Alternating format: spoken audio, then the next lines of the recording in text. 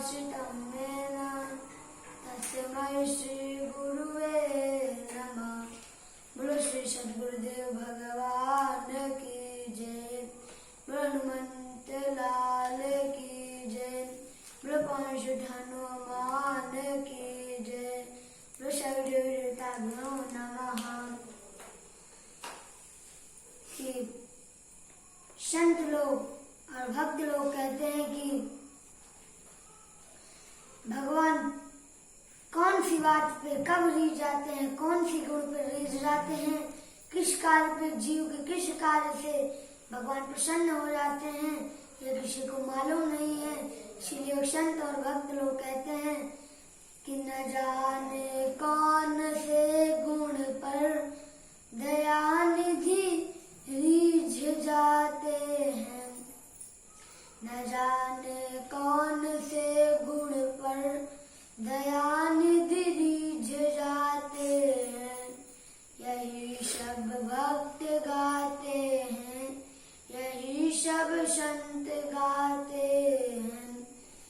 आइए मैं श्रीनिवास त्रिपाठी एक कंजूस सेठ की कथा ले प्रस्तुत करने जा रहा हूँ, जिसमें भगवान ने कैसे उनके उस सेठ के ऊपर प्रसन्न हो गए। आइए इस कथा के माध्यम से सुनते हैं। बोलो सच्चिदानंद भगवान की जय। एक नगर में एक सेठ थे। वह अत्यंत धनी थे, पर जितने वह धनी थे उससे ज्यादा वो बहुत कंजूस थे। जितना वो कंजूस से सेठ जी, उसके विपरीत उनकी पत्नी जी धर्मात्माशील और भगवान की अनन्य भक्त थी। एक दिन उनकी पत्नी ने कहा, हे स्वामी, आप गंगा जी स्नान करने चले जाइए। बहुत दिन हो गए आप गंगा स्नान करने नहीं गए हैं। सेठ कहने लगे, हे देवी, अभी क्यों बेफालतू धन खर्च करोगी? वहाँ पंडा लोग बैठे रहते हैं, वहाँ धन ले लेंगे। तो उनकी पत्नी हट करने लगी कि स्वामी आप गंगा स्नान जाइए तो जाइए। तो सेठ जी कहने लगे, ठीक है देवी, मैं जा रहा हूँ। इस देवी सेठ जी की पत्नी के ऐसे वचन सुनकर सेठ जी गंगा स्नान के लिए चले। जब गंगा तट पर पहुंचे तो देखे कि वहां बहुत भीड़ लगी हुई है। जहां देखो वहां पंडा बैठे हुए हैं। यह सब देखकर सेठ जी के मन में विचार आया, यहाँ भी आऊं, यहाँ जाऊंगा स्नान करने, तो वापस आते आते पंडे को धन देना ही पड़ेगा। इसलिए सोचने लगे कि अब मैं कहाँ जाऊं। तो बगल में देखे कि एक स्थान है जहाँ पे कोई नहीं है, एकदम खाली है। सेठ जी सोचे चलो वहीं स्नान कर लिया जाए। अब वह स्थान कौन सा था? वह मुर्दा घाट था, जहाँ मुर्दा को जलाया जाता था। सेठ जी सोचे कि चलो जल्दी से स्नान कर लिया जाए, फिर उसके बाद घर चलेंगे तो यहाँ भी कोई पंडा ना आ जाए। सेठ जी जल्दी जल्दी अपना वस्त्र उतार के गंगा जी स्नान करने गए। इधर यह सब शिव जी महाराज देख रहे हैं। शिव जी जब देख रहे थे, सोचे कि चलो इस सेठ को कुछ दान पुण्य करवा दिया जाए, बड़ा ही कंजूस है। यह सब देखकर भगवान पंडा का रूप धरकर मुर्दा घाट की कुछ दूरी पे अपना आसन लगाया। अब सोच रहे हैं कि कब सेठ आवे। शंकर जी सोच रहे हैं क्या कि शंकर जी पंडा बनी बैठे, शंकर जी पंडा बनी बैठे और पाठ हेरने लगे। सेठ जी ढूंढने लगे, कहाँ है सेठ जी? कैसे ढूंढ रहे हैं कि शंकर जी पंडा बनी बैठे और हेरन लागे पाठ। अब इधर सेठ जी जल्दी डुबकी लगा के निकले कि एक डुबकी लगा ले, दो डुबकी लगा के निकले जल्दी, नहीं तो कोई पंडा आ जाए। जैसे ही एक डुबकी लगा के निकले, बगल में दिखा कि वह देखो पंडा जी बैठे हैं, उनके पेट फूल गए। कैसे? शंकर जी पंडा बनी बैठे और हेरन लागे पाठ, लगा के डुबकी निकले थे, देखी पंडा को फूलो पेट। जब पंडा को देखा तो उनकी सांस रुक गई। इतना बचा के हम आए थे, इतने प्रेम से यहाँ आए थे कि यहाँ कोई नहीं है, तब भी यहाँ पंडा दिख गया। जब शंकर जी ने देखा तो कहने लगे कि जय हो यजमान। जैसे ही यह बात सुनी, उनके कान में जब यह आवाज गूंजी तो शरीर धर धर कांपने लगा। जैसे ही सुना कि यहाँ पंडा भी आ गया है तो कैसे जय हो यजमान। जैसे ही सुना, सुनते निकल गयो है प्राण। शंकर जी देखे कि वह बड़ा मोटा हट्टा कट्टा है, कंजूस लग रहा है बहुत ज्यादा, तो कहे कि थोड़ा कम ही मांगते हैं, नहीं कुछ कहेगा कि बहुत ज्यादा पैसे मांग रहा है। कहने लगे कि 10 पैसा तुम हमको दे दो। शंकर जी कहने लगे, हे सेठ, आप हमको 10 रुपए दे दो, आपका कल्याण हो जाएगा। कहने लगे कि 10 पैसा तुम हमको दे दो, हो जाई है कल्याण। शंकर जी पंडा बनी बैठे और जब देखे कि अब पंडित जी आ गए हैं, दौड़ के आए। शंकर जी जब पैसे मांगने लगे कि आप धन दे दीजिए, पंडित जी पैसे मांगने लगे तो कहने लगे, हे प्रभु, हे पंडित जी, मेरे पास धन नहीं है, मेरे पास धन नहीं है, मैं आपको नहीं दे सकता हूँ। शंकर जी कहे, नहीं, हमको दो दो दो। शंकर जी हट करने लगे। सेठ जी ने कहा, आप दुखी मत होइए महाराज, आप मेरी उधारी लिख लीजिए।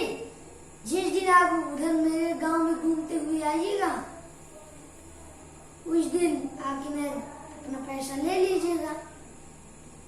सेठ जी अपना पता एड्रेस लिखवा दी कि यहाँ आ जाइएगा।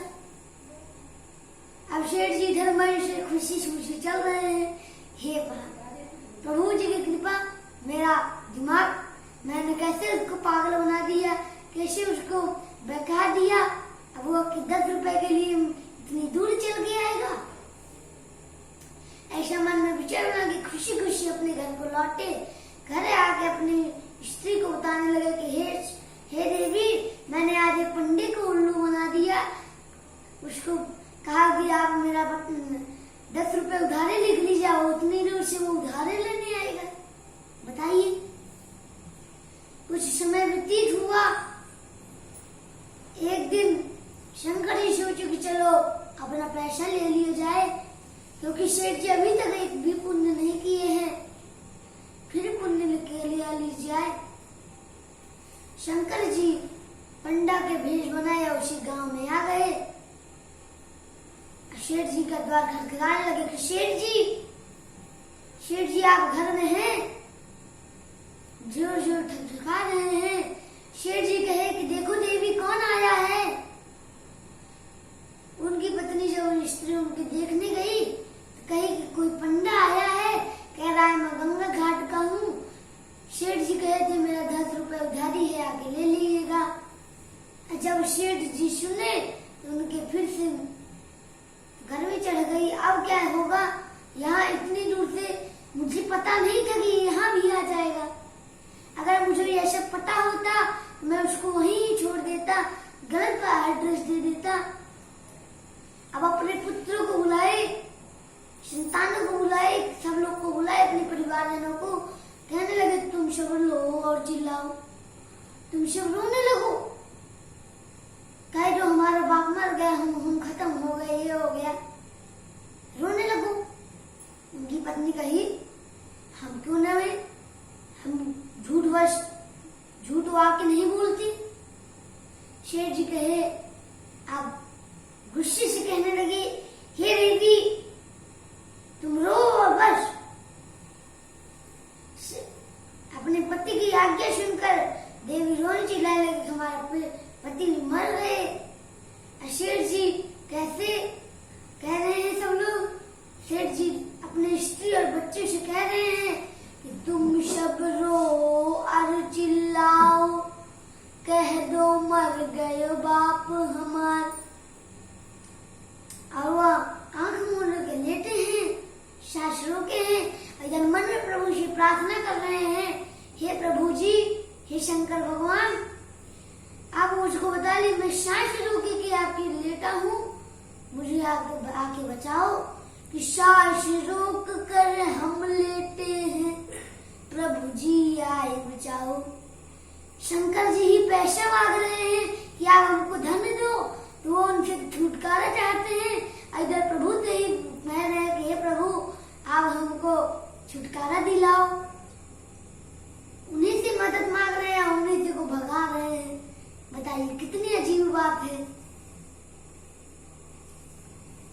अब शंकर जी आए तो सोचे कि बहुत नाटक कर रहे हैं, कहने लगे हे देवी, शेर जी हमसे कहे थे, हमारे मित्र हैं, हमसे कह के गए थे कि जब मैं मर जाऊं तो मैं जब तक मेरा क्रिया संस्कार चले तब तक तुम यहाँ मेरे घर पे रहना।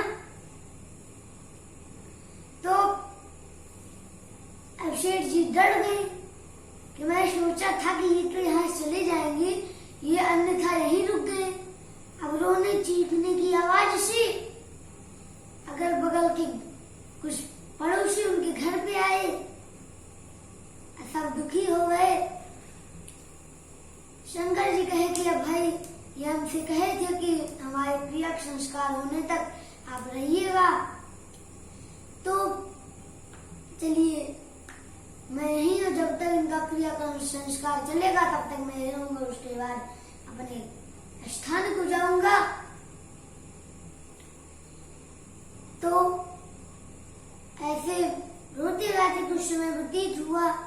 थोड़ी देर पश्चात सब लोग कहे कि चलो अभी तक तिथि तैयार की जाए। थोड़ी देर में तिथि भी तैयार हो गई। कैसे तैयार हुई कि फिर तिथि भई तैयार। सब लोग सामग्री लेकर रोते रोते सारे नर नारी पुरुष स्त्री सब रोते गाते चल रहे हैं।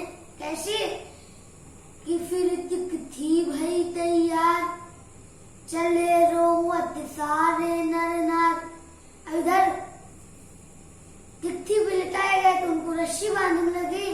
श्री कस कस के बांध रहे हैं कि ऐसे बांधो ऐसे बांधो। शंकर जी सोच रहे हैं कि अब बोल दो तुम, लेकिन शेर जी बोल रहे हैं ना हम नहीं बोलेंगे। भगवान कस की माने। उसके बाद तिखती उठी, चार लोग उठाए। चलते चलते कुछ दूरी पे कुछ लोग वापस आ गए, कुछ लोग उनके साथ गंगा घाट पहुंचे। तो सब लोग कहने लगे राम राम सत्य हो, राम राम सत्य हो।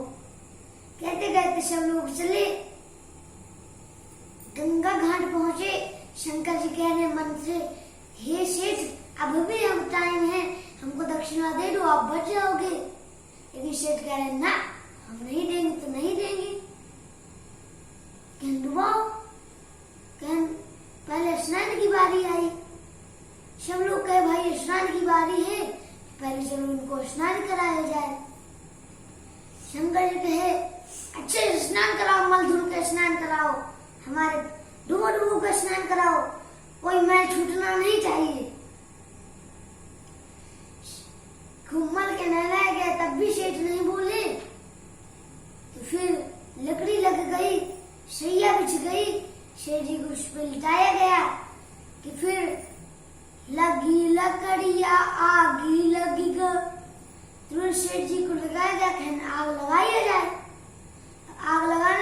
सेठ जी उठ के भागे, कहते लगी लकड़िया आगी बरी गए। सेठ जी उठ के भागे, जैसे ही भागे शंकर जी कहे बहुत खेला कर लिया, अब हमारी खेला करने की बारी है। कहे वो देखो सेठ का भूत भाग रहा है, पकड़ो पकड़ो पकड़ो। अब सब गांव पकड़ रहे हैं। सेठ जी कह रहे हैं अरे नहीं मैं भूत नहीं हूँ, मैं जिंदा हूँ, मैं जिंदा हूँ। सब लोग गांव वाले उनको पकड़ के लेके आए। कह कि अब हमारे 10 रुपए दे दो। कहने हम नहीं देंगे। कहने तुमको हम जला देंगे। कहने नहीं देंगे, हम तब भी देंगे नहीं देंगे। शंकर जी इतने प्रसन्न हुए, अपने विराट स्वरूप में आ गए। बोलो शंकर भगवान की जय, बोलो सच्चिदानंद भगवान की जय हो। शंकर जी कहने लगे कि हे सेठ जी तुम मांगो क्या चाहते हो। मैंने आज तक दुनिया भर में बहुत कंजूस देखे, पर तुम्हारे जैसे कंजूस नहीं देखा। अपनी जान भी गंवाना चाहता है लेकिन अपना धन नहीं देना चाहता। तो कहे महाराज, कहे मांगो तुम क्या चाहते हो। भगवान प्रसन्न हो गए। सेठ जी कह रहे